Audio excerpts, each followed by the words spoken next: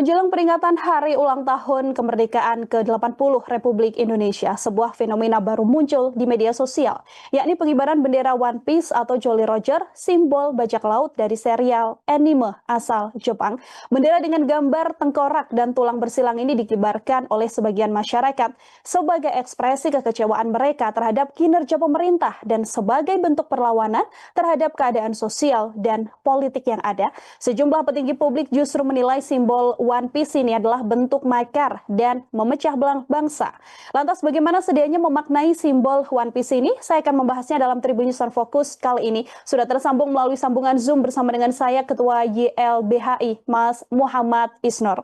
Selamat sore Mbak Nila dan seluruh pemirsa Tribun News. Terima kasih atas undangan sore ini. Alhamdulillah sehat. Terima kasih juga Mas Isnur menyempatkan waktunya hari ini berdiskusi terkait satu fenomena yang belakangan menjadi perbincangan hangat di media sosial mengenai bendera One Piece yang kemudian banyak diserukan dan dikibarkan jelang Hari Ulang Tahun Kemerdekaan Republik Indonesia. Sebelum melihat lebih detail mengenai sisi hukum dan sebagainya, saya ingin minta pengantar terlebih dahulu dari Mas Isnur melihat fenomena ini seperti apa, Mas? Bagi YLBHI dan juga saya sebagai penggemar anime, itu adalah ekspresi warga atas situasi yang mereka alami, situasi yang mereka baca. Dan bagi saya ini adalah cara kita mengkritik, cara kita riang dan turut terlibat dalam republik ini. Jadi ini adalah ekspresi atas situasi yang mereka alami. Dan dalam banyak hal kan ekspresi tertuang dalam banyak hal ya.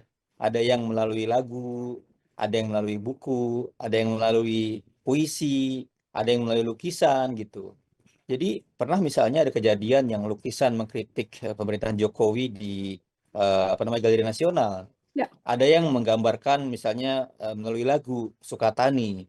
Jadi banyak ragam orang berekspresi dan karakter Luffy, karakter Makigawa crew di One Piece ini adalah mereka masyarakat yang kira-kira ya kritis terhadap kekuasaan di banyak wilayah di dalam komik dan filmnya itu dan tidak diam atas kejahatan, tidak diam atas penjajahan, tidak diam atas ketidakadilan dan mereka berpartisipasi untuk melawan itu semua gitu. Jadi bagi saya inilah sebenarnya semangat Pancasila, semangat UUD 45 di mana menceritakan soal kehidupan kebangsaan yang bebas, harapan akan negara yang melindungi segenap bangsa Indonesia, negara yang menjamin keadilan sosial itu adalah simbol dari mereka semua seperti itu. Itu yang kami pahami ya. Dan banyak kan bukan hanya gambar ini, ada orang yang dengan gambar Naruto, ada orang yang gambar dengan gambar Frozen gitu ya. Itu biasa saja. Jadi jangan sampai ini adalah kritik, ini adalah ekspresi kemudian dibungkam, kemudian dianggap sebagai makar. Sangat jauh dari definisi makar di KUHP. Artinya dengan hanya mengibarkan bendera One Piece ini, kalau menurut ya YLBHI ini benar-benar tidak melanggar aturan yang berlaku di Indonesia, Mas. Tidak, tidak. Jadi ini sebenarnya sama situasinya seperti masa Orde Lama, Orde Baru yang ketakutan dengan buku.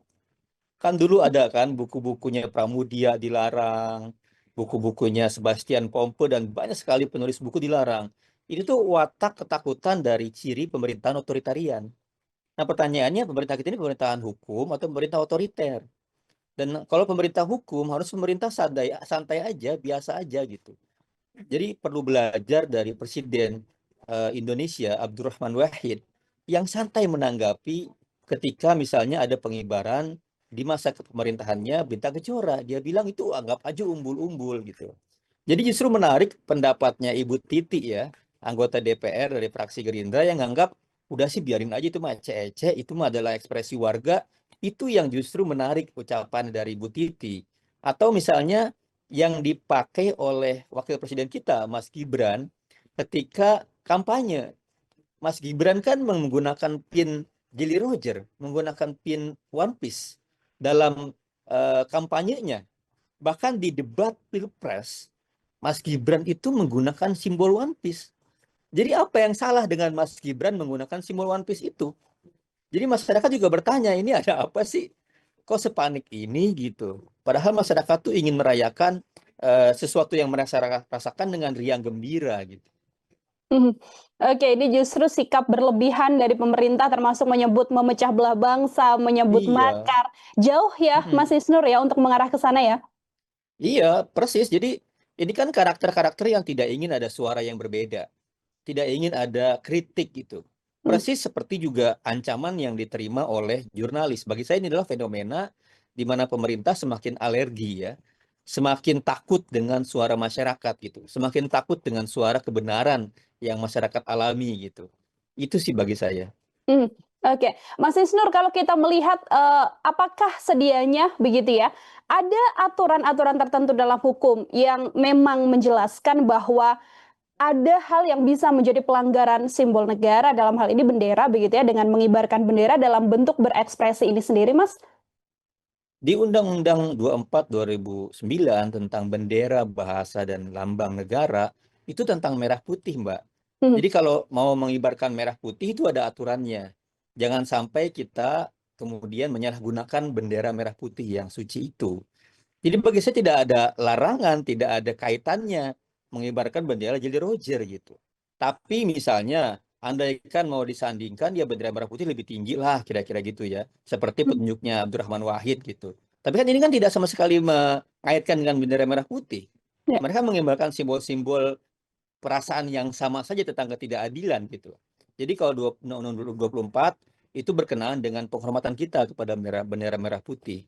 Dan justru ini adalah cara warga ya mencintai negaranya, tapi kan mereka susah menggunakan spanduk bahasa kan, tapi mmm. lebih kepada simbol yang sama saja. Dan saya artikan ini adalah rasa cinta, rasa peduli, rasa sayang warga negara untuk bisa berpartisipasi dalam kenegaraan ini dengan cara yang mereka rasakan gitu. Dan Jelly Roger, bendera Jelly Roger mewakili perasaan mereka, mewakili komitmen mereka untuk peduli dengan ketidakadilan.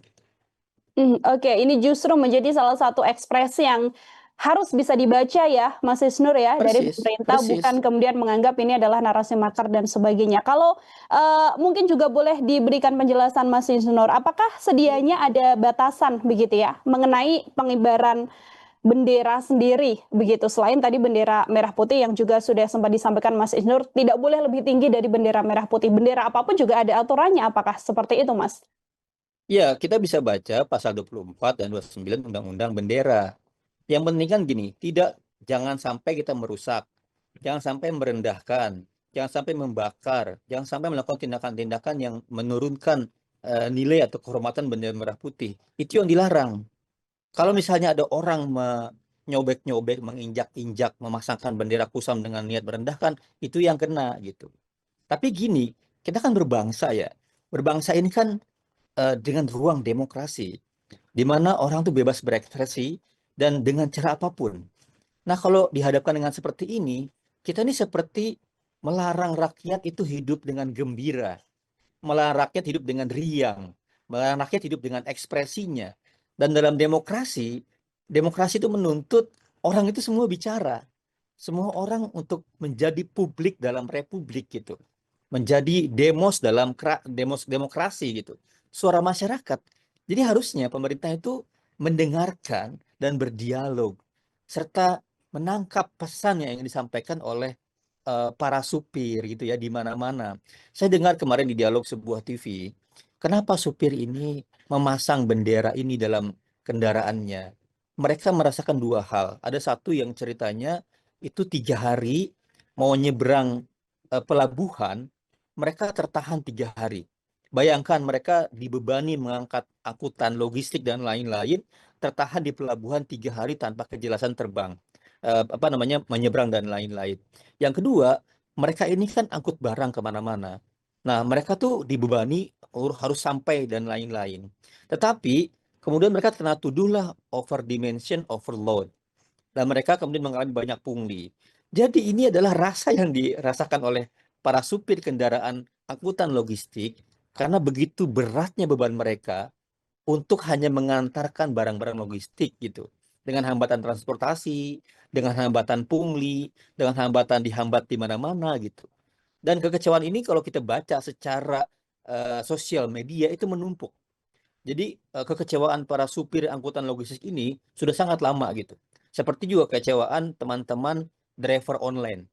Itu kan kami mendampingi banyak driver online. Mereka kecewa sekali dengan apa namanya perlindungan yang mereka rasakan.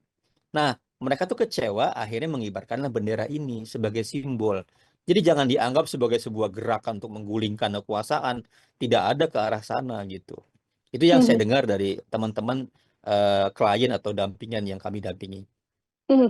Oke, lalu dengan, banyaknya narasi yang kemudian muncul begitu ya, ada potensi pelanggaran pidana, bahkan aparat juga dari pemberitaan yang kami terima, ini kan juga bahkan sampai mencari masyarakat yang mengibarkan bendera One Piece lewat ketua RT begitu. Mas Isnur melihatnya seperti Hmm. apa, Mas? Iya, pertanyaannya pidana apa yang bisa dikenakan ke mereka? Mmm, Kecuali dicari-cari kesalahannya gitu. Jadi saya sih menduga ini adalah cara salah ya, cara keliru pemerintah, kemudian dicari-cari ancamannya gitu. Ya harusnya tidak seperti itulah menakut-nakuti gitu ya. Karena juga misalnya kalau kita baca undang-undang pelarangan buku juga udah dihapus.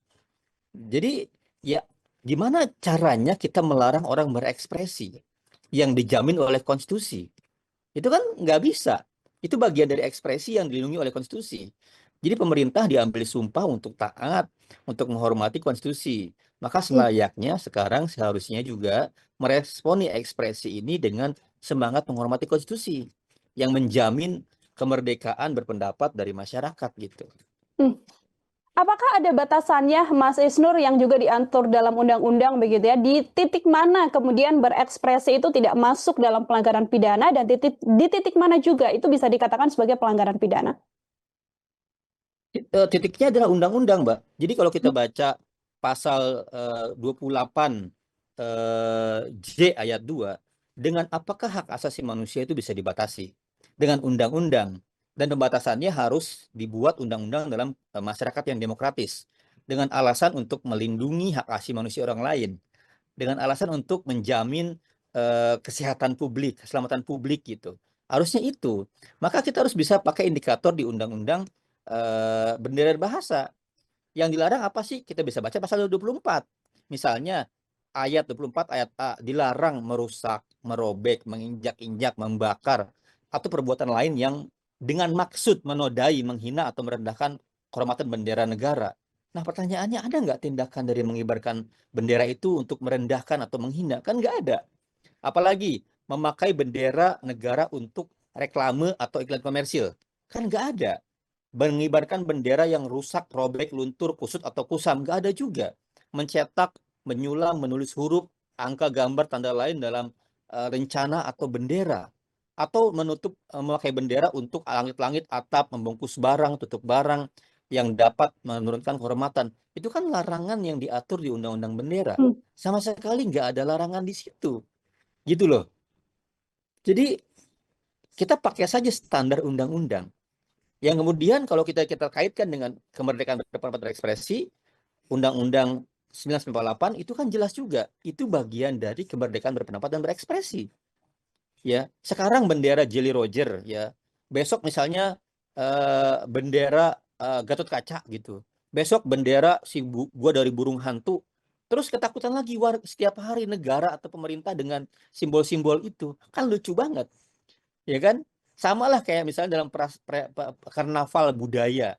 Karnaval budaya ada orang membawa misalnya apa namanya ondel-ondel gitu yang simbolnya adalah buto ijo misalnya atau bawa misalnya odong-odong atau ogoh-ogoh bawa apapun itu simbol dari rasa warga menghadapi sesuatu gitu Mbak. oke, dan seluruhnya, bagaimana kebebasan berekspresi ini juga diatur juga dan dilindungi dalam undang-undang ya, Mas Isnur? Sangat, sangat dilindungi, sangat dilindungi. Jadi justru tindakan aparat yang berlebihan ini mengancam terpenuhinya, terhormatinya jaminan kebebasan berekspresi, berpendapat yang dijamin oleh undang-undang. Mmm, Gitu. kalau sampai nanti mungkin akan ada sanksi begitu ya terhadap mereka yang melayangkan bendera One Piece ini. Apakah ada tindakan yang mungkin bisa dilakukan juga secara hukum oleh masyarakat ini, Mas?